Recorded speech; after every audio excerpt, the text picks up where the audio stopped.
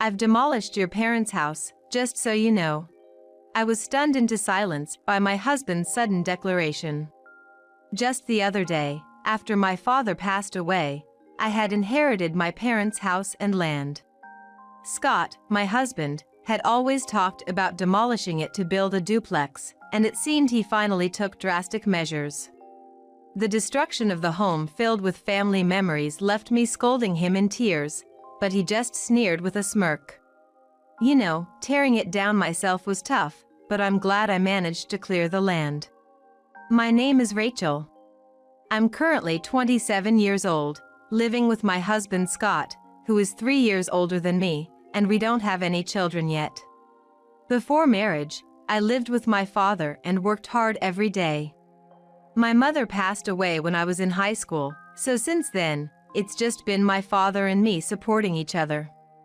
Originally, I planned to work right after graduating from high school, and as planned, I got a job at a local company. I'm still working for the same company, where the work environment has always been good, and I find my job fulfilling daily. While Scott can be somewhat unreliable, he was kind and helped with household chores when he had the time, so I had no complaints about our marriage life. However, my only concern was the poor relationship with his parents. At the beginning of our marriage, I had hoped to get along well with my future in-laws. My in-laws didn't seem to think very highly of me, always treating me coldly, and instead of getting closer, we drifted further apart. Gradually, I grew tired of dealing with them, and now I try to avoid making waves as much as possible. Thankfully, we don't live with his parents, and we don't see them very often. If we had lived under the same roof, I might have collapsed from stress by now. It was also comforting that my father lived in the same city. The relationship with my in-laws was a troubling issue, but I hoped that we could continue our married life peacefully without major conflicts. Then, just recently, my father suddenly passed away from acute myocardial infarction, and I was deeply shocked by his sudden death. After the funeral, I often visited my old home alone and cried. However, considering my job and life with Scott, I couldn't keep grieving forever, and I've only just begun to recover recently. With my father's death, the now uninhabited home and land were inherited by me.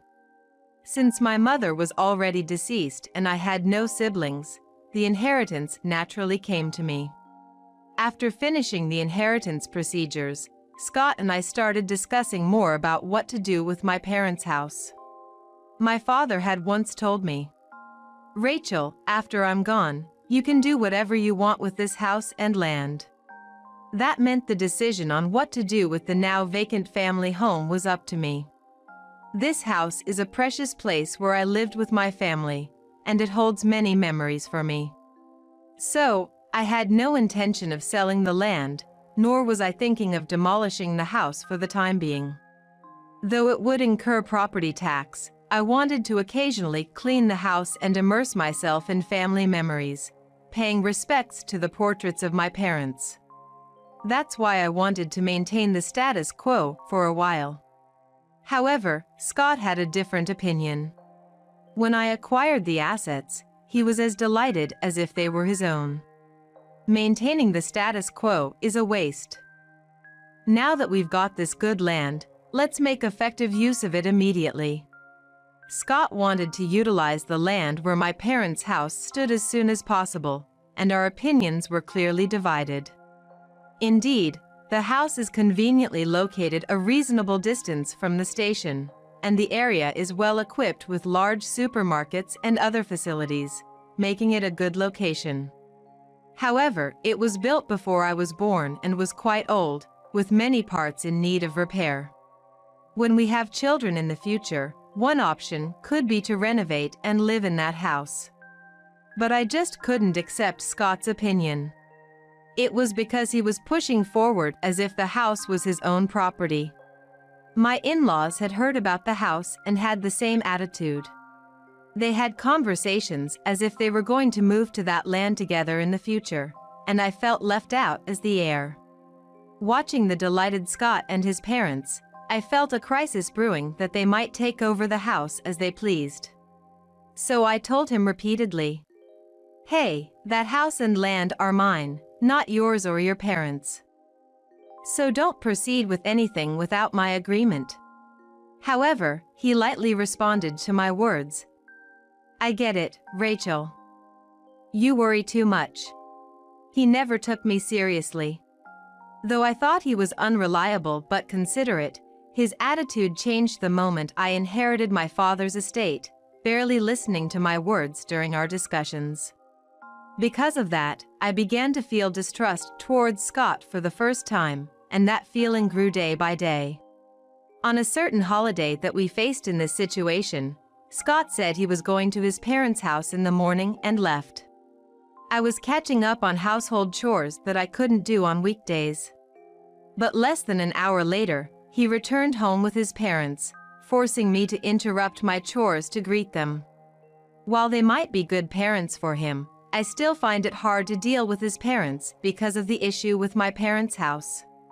"Well, Father, Mother, what brings you here today?" I hadn't heard anything from Scott about their visit, and it was unusual for them to come together to our house without prior notice, so I had a bad feeling. "We need to decide what to do with your parents' house soon. That's why I asked my parents to come." When I asked, he answered with a broad smile, confirming my bad feeling, and I felt like sinking. What to do? I've said many times that I want to maintain the current situation. As soon as I firmly stated this, Scott immediately objected. "That's a waste. I've said it many times too. That's why I'm thinking of demolishing the house and building a new duplex on that land. Then, my parents and we can live in the same house." What? I was utterly stunned by his absurd statement. But I quickly objected. "What are you talking about? There's no way I could agree to that. Didn't I tell you not to make decisions without me?" Despite my desperate opposition, Scott and his parents only looked at me with disdain. Eventually, my father-in-law sighed and spoke up reluctantly. "Leaving such good land unused is a waste. Why don't you start taking him seriously? A wife should obey her husband." I couldn't say that Scott had never seriously listened to me. His parents care about him, so naturally, they take their own son's side. Moreover, my father-in-law is a stubborn man with strong patriarchal beliefs, thinking that a wife naturally should obey her husband. If I were to defy Scott in front of my father-in-law, I would surely be scolded with, "How dare a daughter-in-law speak like that?" And the next to interject was my mother-in-law.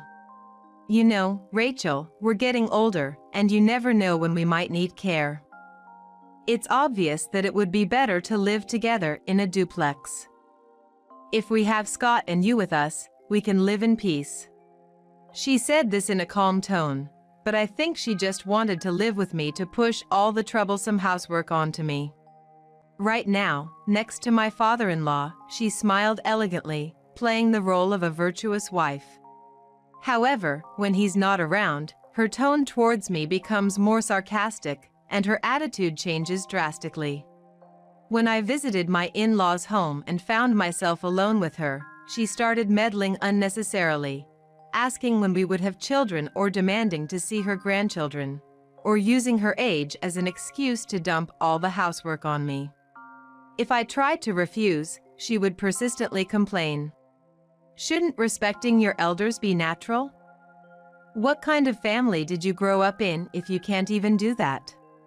Living with in-laws who constantly treat me with such disdain was something I couldn't even bear to consider. That house is where I lived with my parents for so long. It's filled with memories. I have no intention of demolishing it. Please just leave it be for now. I was firm in my stance. However, it seemed that Scott and his parents were not about to give up. Honestly, what a stubborn daughter-in-law. It's clear that building a duplex and living together is the best choice for the future. "Your parents are gone," so now you should devote yourself to us." Her dismissive remarks about my parents made me want to grimace, but I managed to keep my composure. Ultimately, that day ended with everyone just clashing opinions, and my in-laws left dissatisfied. Since then, Scott and I have been at odds over the house and land. Our current house is too small, and we should build a bigger one for when we have children, right? He was adamant about building a duplex. It seemed he just wanted to live in a large house with his beloved parents under the pretext of having children. I understand the desire to live with one's biological parents, considering the future, but I never agreed to it. I was certain that living with my in-laws would only lead to more disputes. So, setting aside the demolition of the house, I consistently refused the construction of a duplex every time it came up. Then Scott would invariably get upset. As these days continued, our relationship gradually became strained, and time passed without any progress in our discussions. During this time, I visited the family home when I could, cleaning and paying respects to my parents' portraits. However, as work became busier and life more hectic, I couldn't visit the house for about a month. Therefore, I brought my parents' portraits to our current home to pay respects during the busy period. I hadn't told Scott about the portraits, as recently our conversations had often escalated into arguments, so I decided to keep it to myself. But soon, I would realize it was a good thing that I had at least taken the portraits from the family home. It was right after a busy period at work, on a day off. I had thought I could finally relax, but that morning, my in-laws unexpectedly came to our house.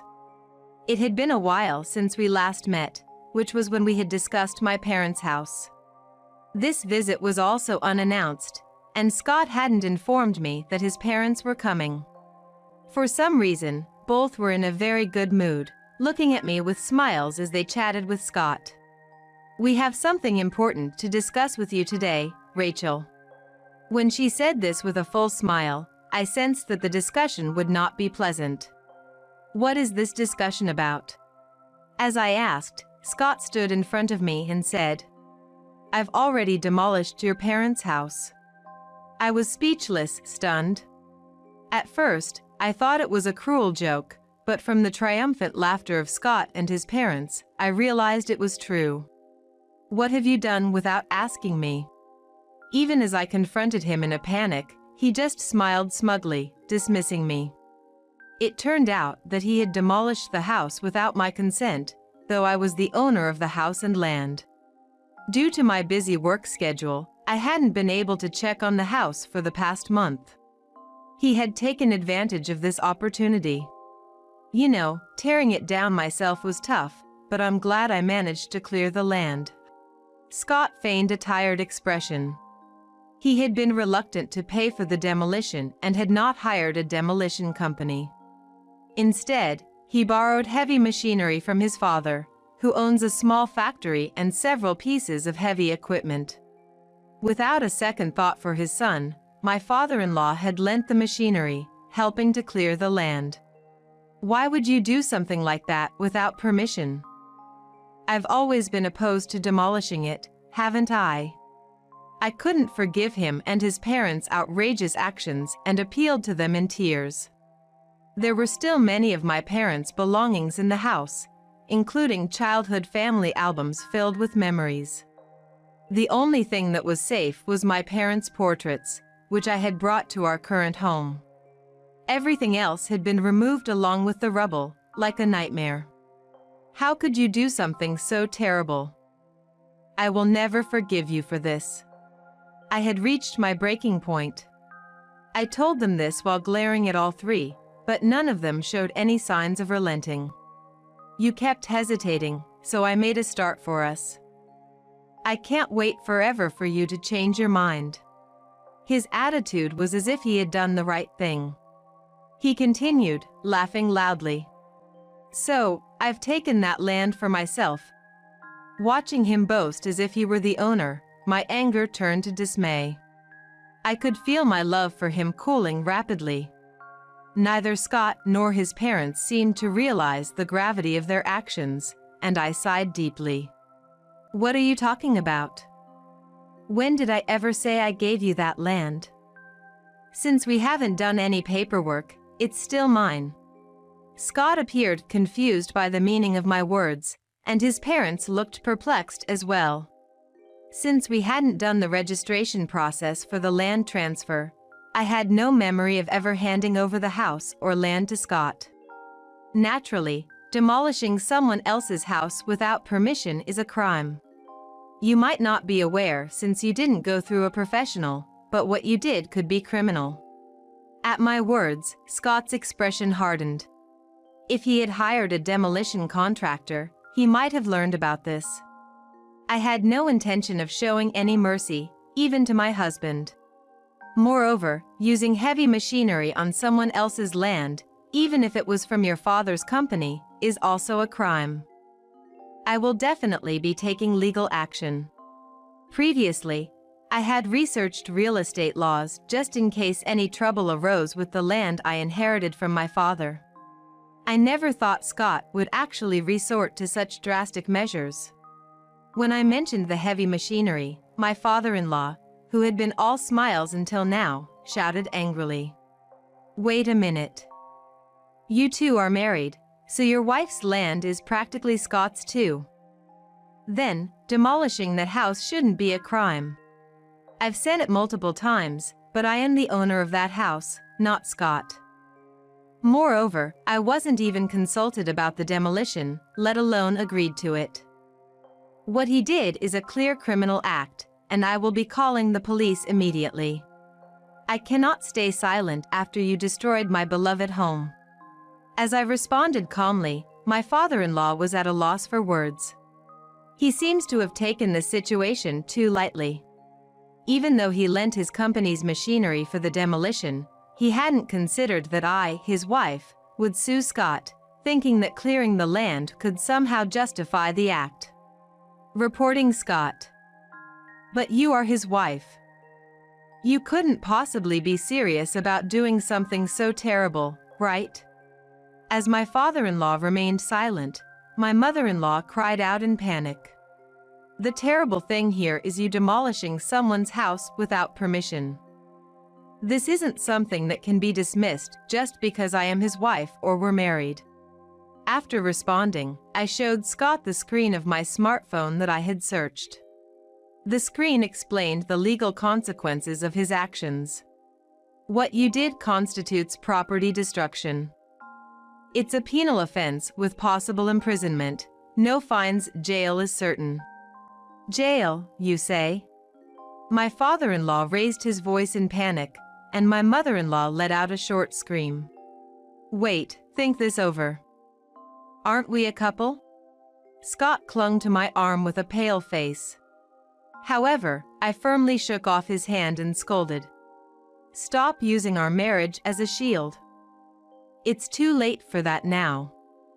My family home is gone, along with all its memories, all because of what you did. I'm calling the police right now." And with that, I decided to make the call. At this point, he finally realized the irreversible mistake he had made. "Am I really going to be arrested?" "Me? No way." Trembling, he muttered under his breath, and eventually, he collapsed foaming at the mouth right in front of me. After that, Scott was arrested, and I moved out of the house we lived in with him and rented an apartment near where my parents' house used to be. Although I was ready to divorce immediately, Scott refused to agree, and negotiations through a lawyer dragged on. Therefore, I am now considering a mediated divorce through family court. In the meantime, I hired a lawyer and a private investigator to gather information about Scott. What they discovered was that he had been visiting nightclubs for years and had secretly accrued debt. Scott had his eye on the full inheritance I would receive from my father's estate, planning to pay off all his debts with the substantial amount of money that would come into my hands. When I learned the truth, I was so appalled I couldn't speak. Scott had discussed his debt with his parents, and unbelievably, they had become his guarantors. I can picture my in-laws, out of love for their son, agreeing to help him right away. It seems the repayment of the debt has stalled since Scott was arrested, and now his parents are cleaning up his mess. One day, out of the blue, I received a call from my mother-in-law. "Rachel, please help." She pleaded urgently right off the bat. When I asked what it was about, she bluntly asked me to lend her money. It seems she was being pressured to repay the debt Scott left behind, and their lives had become difficult.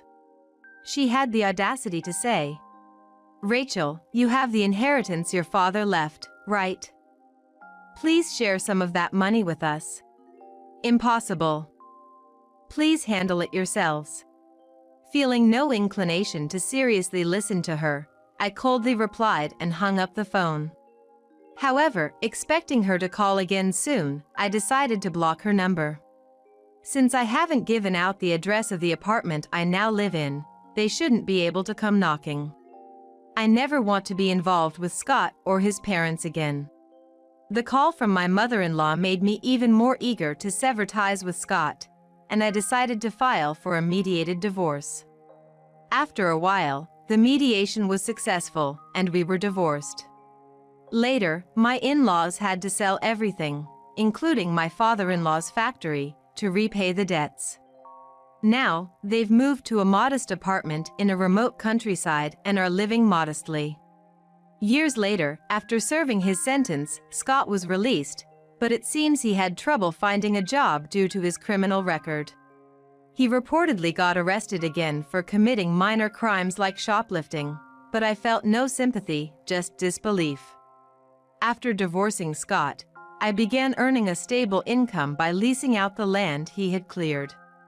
With the inheritance left by my father, I won't have any trouble living on my own, but I plan to keep working for a long time. Free from Scott and his parents, I can now work more energetically. I'm not thinking about remarriage yet, so I plan to enjoy my independent single life while focusing on my career.